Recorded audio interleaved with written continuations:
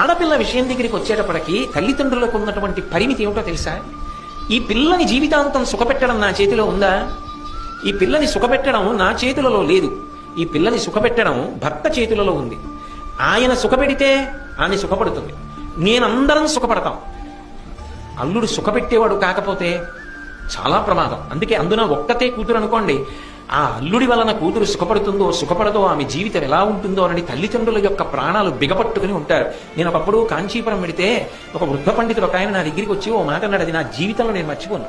ఆయన నాతో అన్నాడు, ఏదో మాట్లాడుతూ, కోటేశ్వరరావు గారు, అల్లుడు మంచివాడైతే భగవంతుడు తన కడుపున పుట్టిన కొడుకులతో పాటు వీరొక కొడుకుని ఇచ్చినట్టు. అల్లుడు మంచివాడు కాకపోతే తన కడుపున పుట్టిన కూతురు ప్రతిరోజు మరణించినట్టు. ఒకసారి చనిపోయింది అనుకోండి కళ్ళ ముందు కూతురు, ఎంత ఏడుస్తారు తల్లిదండ్రులు. అల్లుడు మంచివాడు కాడనుకోండి, ఆ కూతురు గురించి ప్రతిరోజు ఏడుస్తూనే ఉంటారు తల్లిదండ్రులు.